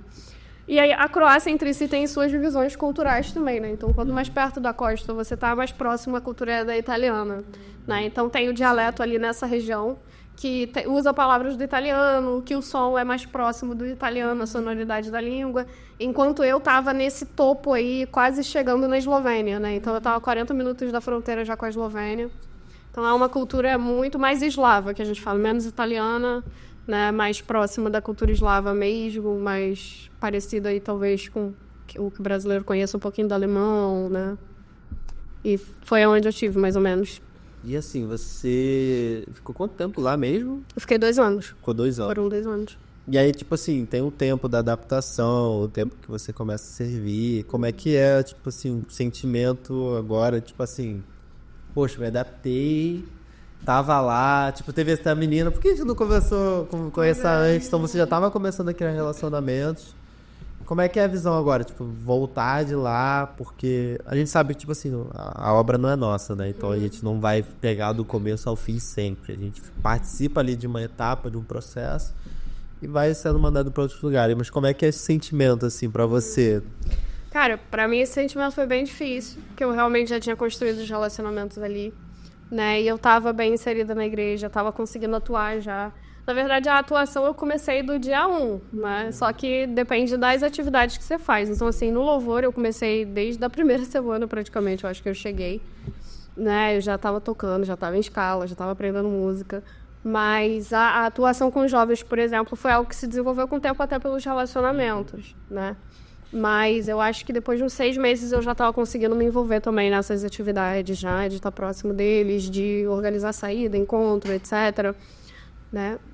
Mas sair realmente para mim foi difícil, tomar essa decisão foi muito difícil, né? Eu fiquei remoendo essa decisão por um bom tempo, né? Mas nesse período de 2 anos que eu tive ali, uma das coisas que me fez tomar a decisão de não ficar também foi ter ido em Portugal, né? Existe alguma similaridade entre a história do evangelho em Portugal e na Croácia, né? Por motivos históricos diferentes. Mas a porcentagem de protestantes é a mesma nos 2 países, né? Então, são 2% de evangélicos na Croácia, 2% em Portugal, né? E, assim, ir a Portugal e ver a realidade da igreja em Portugal foi uma das coisas que me levou a pensar de, poxa, talvez seja necessário uma ajuda aqui também, né? Porque eu trabalhei com a galera na igreja ali e é uma igreja, assim, com uma ótima visão.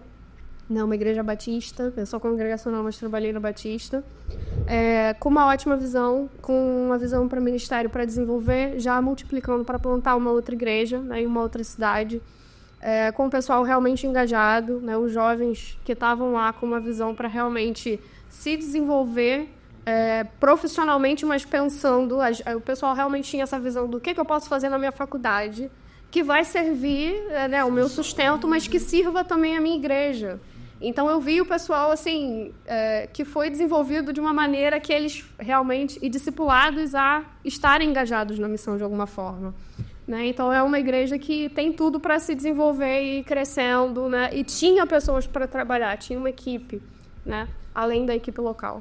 E aí, eu ia em Portugal e eu via uma igreja que eu conheci, né? Que é a congregacional também, que é uma igreja histórica, que é uma igreja que precisa de revitalização, né? Que pelo menos talvez 50% dos membros estão acima aí dos 50 anos de idade, né? Talvez mais até do que isso, não peguei para ver esse dado, né? Portugal, que é uma realidade também de 2% só de evangélicos, de pregação entre os portugueses mesmo, é muito difícil, né? Assim como é entre os croatas, por motivos similares, né? Portugal é um país católico e é parte da identidade deles como pessoa, né?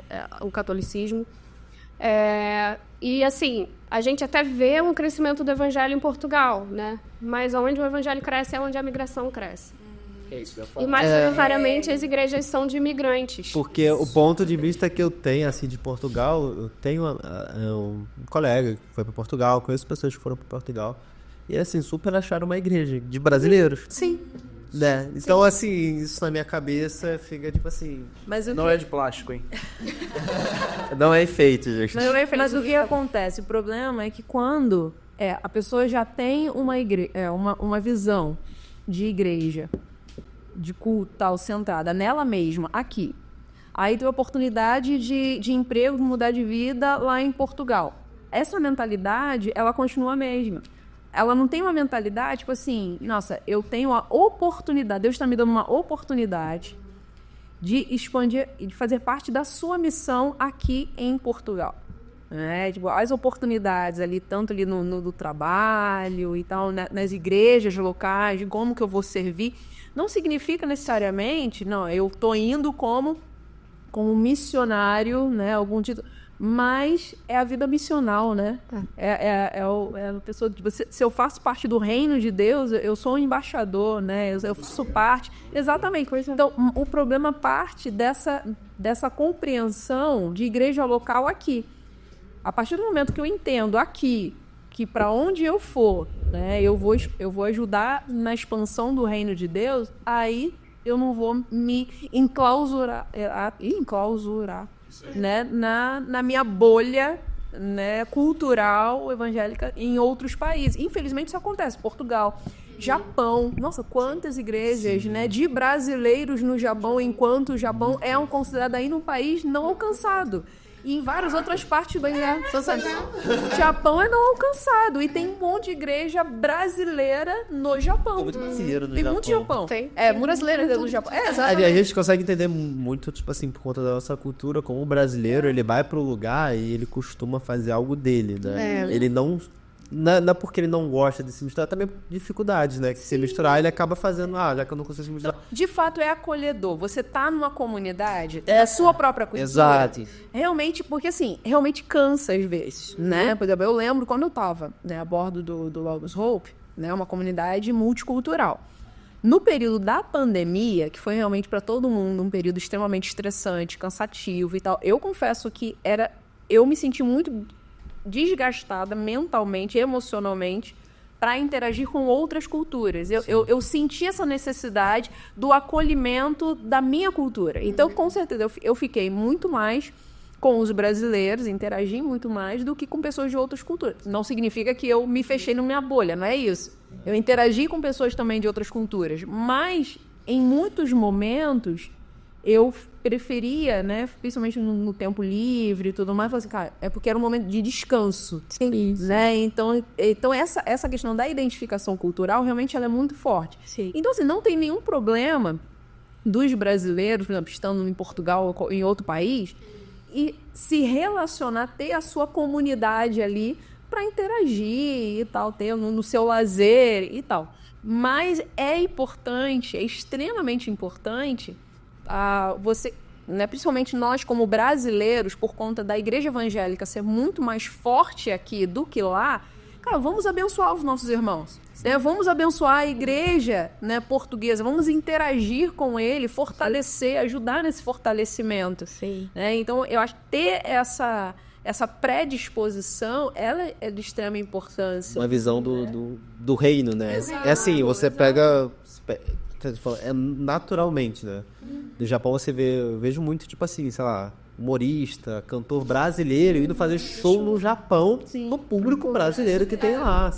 E até aqui, por exemplo, você pega até São Paulo, aqui no Brasil, São Paulo tem um bairro da Liberdade, que é um bairro chinês, fundado por chineses, porque... Na verdade, tipo, você tem chinês, japonês, sim, mas coreano, o início dele, né, assim, hoje em dia ele abrange vários mil. Sim. Mas essa do homem em si de criar algo ali, o seu ambiente, né, dessa separação. E o reino a gente tem que... Precisamos sair da nossa bolha. Exato. A gente sempre... a gente precisa... É uma coisa que eu senti de muito. Eu discípulo, não vou ficar aqui. Babel, vamos ficar aqui para não sermos espalhados. Exato. Sim. Vamos ficar aqui. Até que a gente, falando de denominações, né, não é bom que você fique só na sua denominação, né? Você vai servir ali no seu, ali é o local que você serve, que você é tratado, você tem seu pastor, você tem o seu ambiente ali, mas é saudável você visitar outras igrejas, conhecer pessoas de outras igrejas. Corpo de Cristo. O corpo ali, né, seja presbiteriana, batista, assembleia, congregacional. Você ter essa diversidade, né, também é saudável, né? Mas que a gente sempre tem a tendência de permanecer no mesmo local. Então, se você está indo para Portugal, por favor, visite uma igreja local. Pois é. Né? Abençoe os irmãos lá, edifique, né? Então, isso é muito importante. Mas fala... A região lá, onde que é exatamente? A gente está no Alentejo, então a igreja é no Alentejo, a gente tem a região sul de Portugal, que é o Algarve, que é a região que todo mundo conhece, né, das praias bonitas e etc., que é onde a maior parte da imigração tá, no sul. E aí logo acima dela você tem o Alentejo, para cá você tem Lisboa, né, você tem a região de cima do Rio, batendo. A gente pode botar o mapa de Portugal para visualizar. Qual é a distância de Lisboa para lá? De Lisboa para a cidade onde a gente está é 1h40, mais ou menos, de carro. Para a Europa isso é longe. É longe. Para o Brasil isso é Para a perto. Europa, né? Porque Para a Europa isso é longe, entendeu? Para a Europa isso é longe. É uma viagem. Exatamente. Para chegar aqui, trabalhar e voltar para casa, né? Então, as distâncias são um negócio completamente diferente lá. Completamente diferente. E em 2 horas você cruza um país. Em 40 minutos eu saía da minha casa e ia para a Eslovênia de carro, entendeu? Então as distâncias são muito diferentes. Mas lá é 1h40 de Lisboa. É uma região de interior que a gente consideraria, né? Então a igreja está no interior, é a região de plantio, de criação de ovelha, né? Então é uma área rural que a igreja está, né? Produção de azeite, então oliveira você encontra muito. Você vai andando, você vai vendo as oliveiras, o cheirinho do azeite às vezes na estrada invadindo. Aqui é quase que um tesouro perdido. Não, lá também tá lá também tá caro também. A falta de chuva, enfim, o clima está impactando muito na produção e tá caro em tudo quanto é lugar o azeite.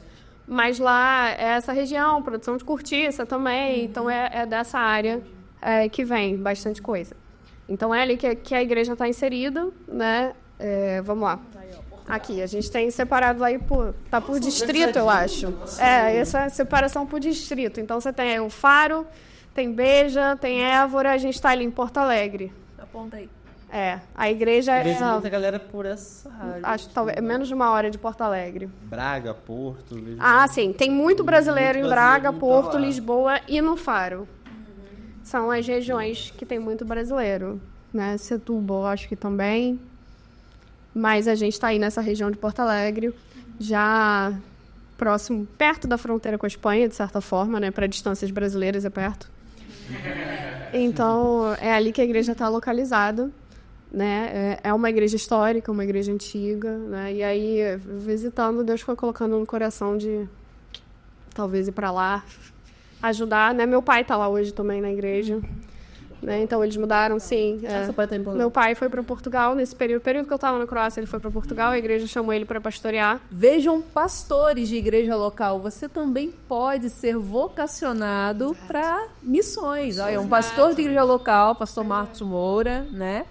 Foi para Portugal e foi pastorear a igreja lá, tá vendo? Pois é, tem muita igreja precisando de pastor, né? E um grande desafio de Portugal é construir liderança local, né? Então a igreja que lá ela é majoritariamente portuguesa, são poucos os imigrantes, de brasileiro é só a gente, só eu, meu pai e minha mãe, o que é raro, né? Ali.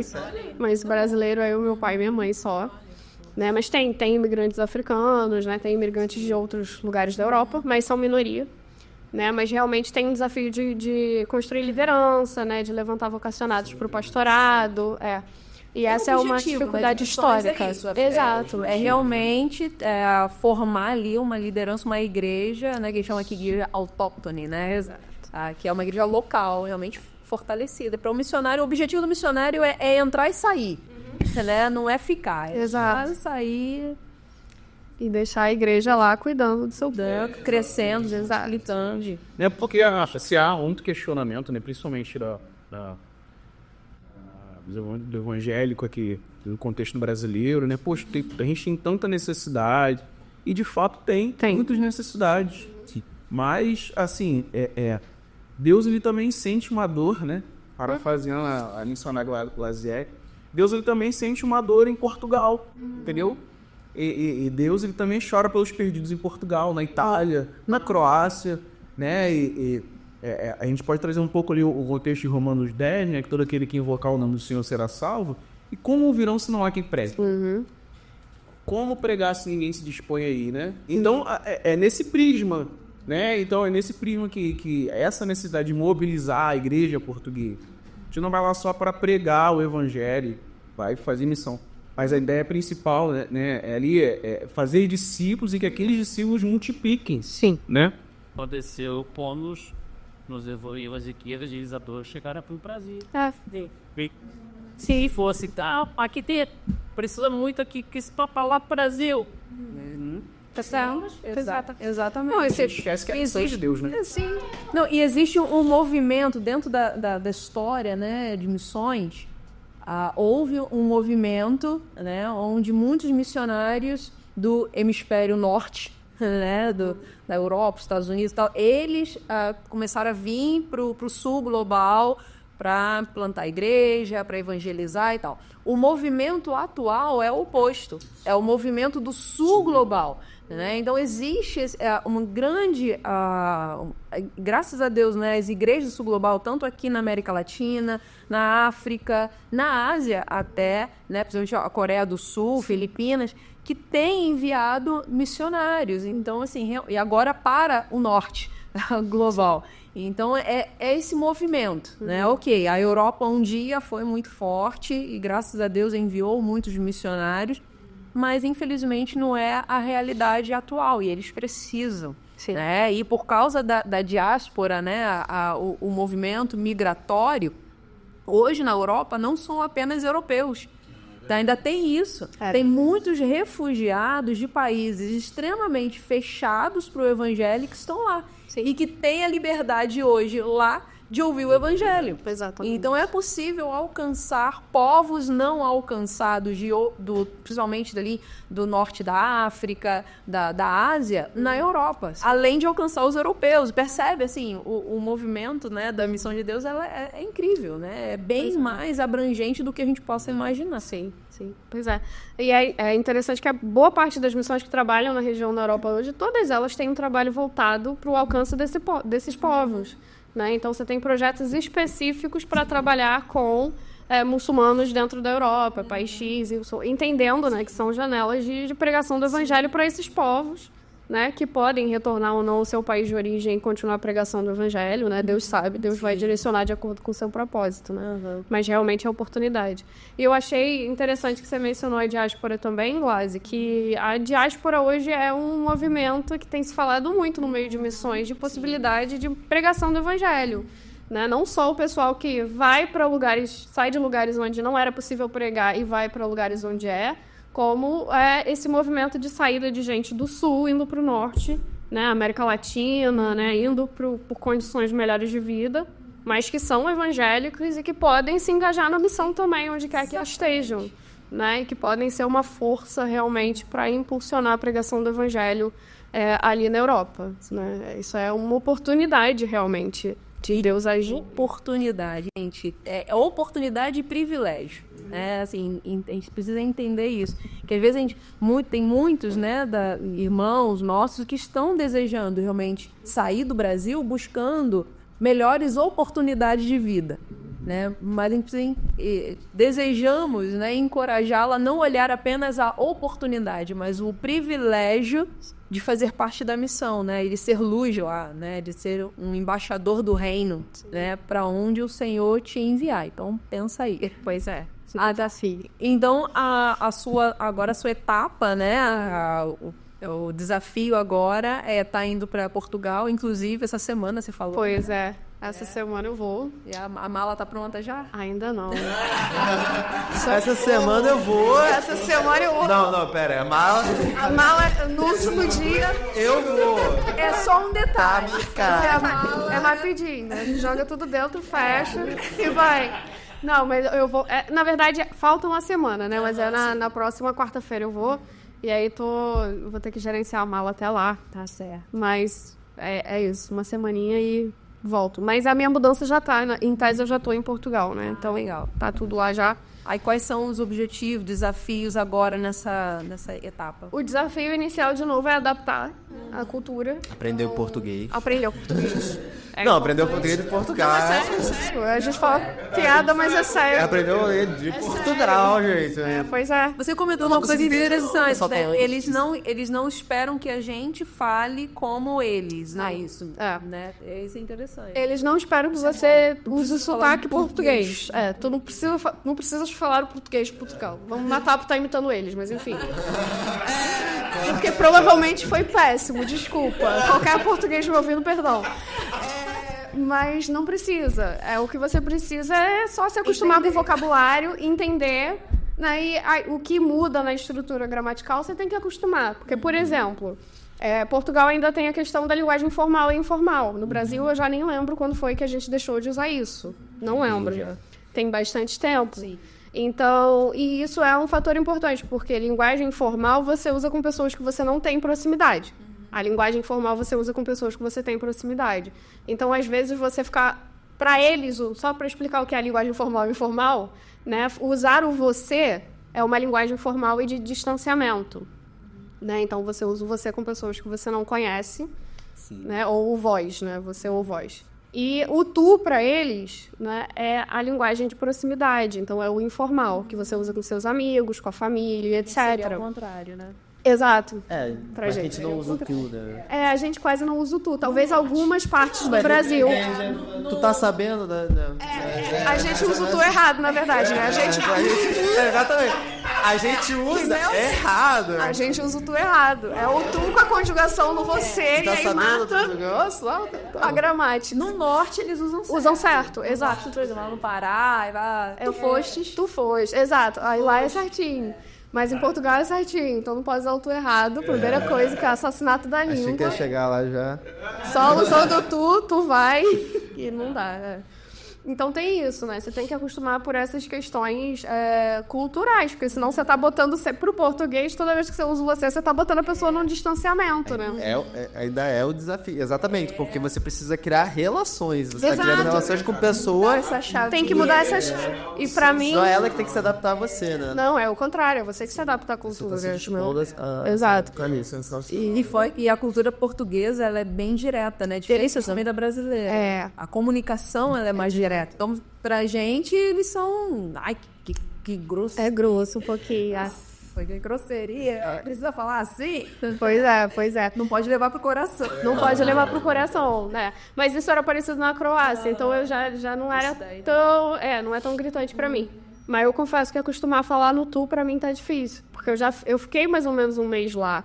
E aí eu tô assim, eu tenho que virar na minha cabeça que eu tenho que começar a usar o tu com o pessoal, mas ainda não tá indo, né? Mas tem que acostumar, né? Mas foi importante. Do português, né? A gente tem a sensação, é familiar, porque é o nosso idioma. Exato. E ter que alterar uma língua familiar, acho que é mais difícil. É mais difícil do que aprender.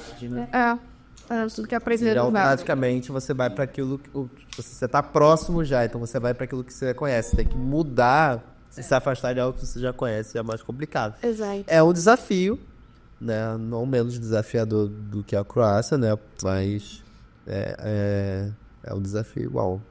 Aprender a cultura e tudo mais. Mas que a gente acha que é tão parecida, tão próximo. Não, e fora tem aquela coisa, tem algumas palavras que lá são normais, são, né, tranquilas e tal, e que pra gente é ofensivo. Vice-versa. Ainda tem isso, né? Então, assim, pra não se escandalizar, né? Pois é.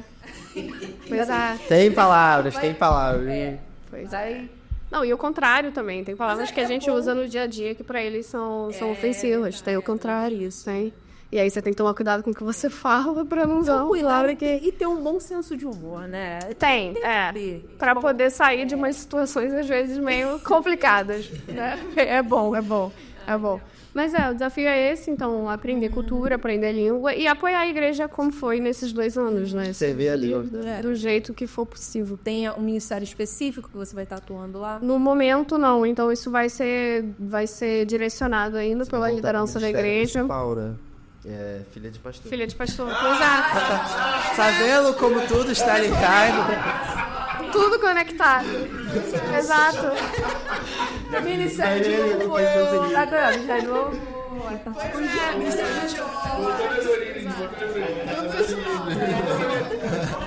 Pois é. Pois é. Mas volta pra isso. Ministério principal, entendeu? Secundário, louvor, já tô atuando também, é sempre. Chegou, você já chega tocando. Mas é isso. E especificamente com a MCE, você falou que você vai estar atuando, qual o trabalho da MCE lá, a parte da igreja. Você vai ter algum outro desafio, algum trabalho lá? Assim, o trabalho da MCE, até falando um pouquinho sobre o que a MCE faz, né? Isso. O trabalho da MCE é parceria com a igreja local, majoritariamente. Então, a MCE não tem plantio de igreja. A MCE é focada no trabalho de plantio de igrejas, revitalização e discipulado. Seria o centro ali do trabalho da MCE. E aí isso se divide em diferentes ações. Então, o trabalho no meio dos universitários a gente tem, né? Parceria com a GBU existe. O trabalho entre os refugiados também existe, entre outros, né? Como desdobramento desse centro. Então, ali a MCE tem uma parceria com a igreja, né? Então, o meu serviço à igreja já é parte do serviço à MCE. Mas, além disso, eu também atuo tanto na missão aqui no Brasil, né, no escritório, na organização do escritório aqui no Brasil, remotamente, é claro, como na missão internacional. Né? Então, hoje, no Brasil, meu papel está a definir no momento. A gente ainda está em discussão, eu não sei exatamente, tenho uma ideia, mas não tenho certeza. E na internacional eu tenho participado de alguns projetos como a missão Entender como a gente lida com a diáspora, né, os movimentos de diáspora, como a gente pode servir, né, a esses movimentos e essas pessoas que estão ali, que querem engajar na missão, né, como a gente faz parte disso, né, de alguma forma, já que a gente está vendo que Deus está movimentando, né, essa galera para ir para a Europa, né, e como a gente pode ajudar eles a não estarem só nos guetos, né, não viverem só entre sua própria cultura, mas realmente conseguir estar inserido na cultura europeia e servir, né, os povos da Europa, pregar o evangelho aos povos da Europa. Né? Então, tem esse projeto e também tem o projeto de começar recrutamento de trabalhadores de primeira cultura, né, que é o próprio europeu, que quer ser missionário dentro do seu próprio país. Né? Então, a gente tem esses dois projetos que eu tenho participado, sou parte da equipe, né, mais na parte técnica ali do processo de recrutamento e ver documento e etc., essa parte mais burocrática, né, mas são dois projetos que eu estou podendo participar, né, nesse período dentro da missão. É mais ou menos isso. Que bom, que bom. E se você deseja fazer uma viagem de curto prazo, né, para a Europa, como é que é o processo? Fala aí. Então, o processo é entrar em contato com a gente, né, no escritório, né, mandar um e-mail ou falar que tem interesse. O escritório é em São Gonçalo, né? O escritório é em São Gonçalo, tá? É São no centro, né? No centro. Não é mais no centro, tá? É em Nova Cidade. Mas tá mais remoto do que presencial. Depois da pandemia, tudo virou muito mais remoto do que presencial. Então, dá para entrar em contato com a gente. Né? Eu não vou falar da agenda de curto prazo, porque isso não é comigo, não é minha responsabilidade, é de outra missionária chamada Juliana Paz, se quiser falar com ela. O contato vai estar aqui na descrição. Vai estar embaixo. E aí pode entrar em contato, porque é ela que organiza as viagens e etc. Então, é ela que conhece a agenda das viagens. Mas pode ir, se eu não me engano, as viagens programadas para Portugal e Espanha ano que vem, né? Por volta de abril. E aí eles estão tocando essa parte de viagem, que eu não me meto isso não. Que é muito complexo. Eu tenho uma amiga, Cláudia Denise. Ó, você me falou, chamei pelo nome, porque ela já teve, me dá permissão aí, Claudinha. Um beijo. Ela compartilhou que ela foi para Portugal, né? E ela pôde conhecer, né, um pouquinho ali no interior, e isso mexeu, né, o coração dela, e ela falou do desejo de um curto prazo, tá orando a respeito. Então esteja orando aí, ó. O ano que vem tem viagem de curto prazo para Portugal, Claudinha. Pois é. Aí. Pois é. Isso aí. Isso é bom. Que bênção. É isso, né, gente? Bom demais, Deus. Né? Então, para você que não sabia que existem missões na Europa, tá aí, ó. Certo. Tem o MCE Brasil? MCE Brasil. Instagram? MCE Brasil Instagram, o site também, mcebrasil.org. Né? Eu acho que a gente está em outras plataformas, mas é melhor focar no Instagram, porque ela geralmente é mais atualizada. E liga também, né, para as outras. Exato. Muito bom. Então, oremos pelo MCE, pela vida da Carol. Isso aí. Né? E oremos. Não esqueça de orar também pela gente. A gente está se organizando, né, para fazer uma viagem à Itália no ano que vem. Provavelmente outubro. Isso aí. Do ano que vem a gente vai estar na Itália, quase perto. Se Deus permitir, ter uma esticadinha até Portugal. É um barquinho ali. Estamos orando, olhem para Se for inverno, vai aqui pra ir pra Croácia, mas já vai estar em Portugal, então... Pois é. Mas tem a Carla, dá pra ir na Croácia também. A gente faz contato. Não fala isso. Se falar pra ela que vai, ela tá aceitando em 2 segundos. É só organizar. Então, gente, orem por nós. Por isso aí. Não, assim, a gente tem orado, né, para Deus estar dando a direção, né, o convite veio exatamente, né, do Ben, que já esteve aqui, inclusive, se você não conhece a história, Voltem. episódio, esse podcast começou a... e foi exatamente, recebemos, né, esse desafio, né, chamado como a visão do homem macedônio, né, passa a Macedônia e ajuda-nos, foi passa a Itália e ajuda-nos, como vocês puderam ver a realidade da Europa, né, de abençoar os nossos irmãos, a igreja, ajudar na mobilização missionária, fortalecer os irmãos nessa visão. É isso, né? E Deus também nos desafiou, tem nos desafiado a estar nessa missão também engajados. Então, a gente vai estar acompanhando, né? Também o ministério da Carol, do pastor Marcos, né? a Denise. Inclusive, estejam orando por eles, por essa família, pelo retorno, né, o Sr. Marcos e a Denise, eles ainda vão ficar mais um mês, né, aqui no Brasil, e depois estarão retornando para Portugal. Então, orem por eles, orem por nós, por esse projeto. Se você deseja saber mais sobre esse projeto Mobiliza Itália também, entre em contato conosco, né? Vem nosso site, www.cordashumanas.com.br. Tá o celular. Né? E vamos, né? Vamos avançar aí, abençoando os nossos irmãos na Europa, em Portugal, Croácia, Itália e ao redor do mundo. Grande essa. É isso aí, é verdade. É isso, tantos outros lugares e aqui também, né? Aqui também. Que a gente possa continuar mantendo o nosso trabalho local e global. É todo lugar e é isso aí. A gente está aqui para isso. A gente estiver, a gente vai estar para ir no Evangelho. Deus além dessa Maria até os confins. Amém. Então é isso, gente. Obrigado você que esteve com a gente até esse momento. Carol, muito obrigado. Muito bom, prazer é Compartilhar a sua experiência, que Deus tem feito na sua vida. Não esqueça de acessar o nosso site, Cordas Humanas, redes sociais. Você conhece nosso braço musical, você sabe que a gente tem as músicas lançadas. Então, você vai nas plataformas de mídia, né, para ouvir as nossas músicas. Fala aí, Gato. Não, quero só também aproveitar, se você deseja também, né, conhecer mais o ministério da Carol, né, e deseja também, de repente Deus está tocando no seu coração aí, de estar sendo um parceiro também no ministério da Carol, né, entre em contato com ela, né, nós vamos deixar também o Instagram, né, contato aqui na descrição, entre em contato, né, e com certeza será uma grande bênção, né, Carol? Né, precisamos estar juntos. Exato, sempre. Esse é o Reino de Deus. É isso. Sabe que está com a gente aqui. E até a próxima. Valeu, gente. Até a próxima, gente.